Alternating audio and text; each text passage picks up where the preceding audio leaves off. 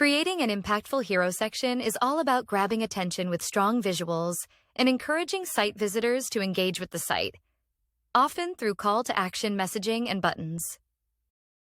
In this video, we'll walk through how this hero section was created. First, let's add an empty section below the existing hero image so we can keep our reference section visible. In the design panel on the right, we'll toggle on the full bleed option so the section expands the full width of the page. To give it a bit of breathing room, let's add 4% padding on each side. Next, we'll add a background image.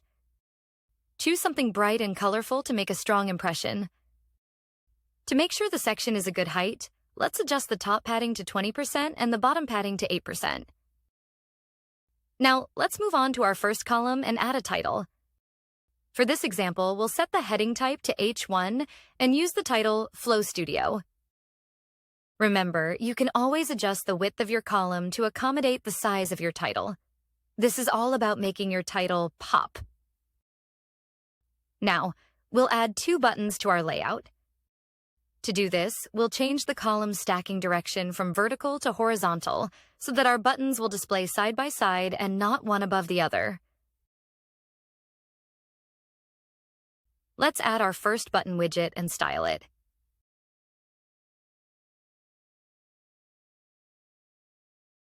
Next, let's replace the default button text with our call to action, which is book a class. Now change the button's background color to white and the text color to brown. We'll then duplicate this button and change the new button's text to Explore. Let's set this button's design to the primary button theme. We'll change both columns' vertical alignment to bottom, and then align the right column to the right and the left column to the left.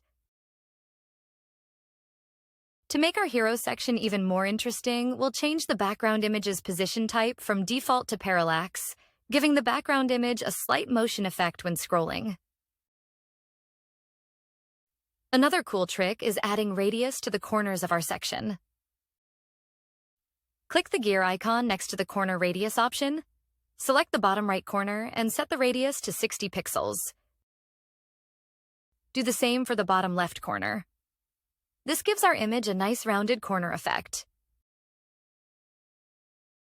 Now, let's adjust the additional breakpoints. As you can see, our title looks a bit funny in tablet mode. To fix this, we'll go to the section layout and choose the vertical stacking layout option. In the second column, change the alignment to left, and then adjust the section's left and right padding from 2% to 6%.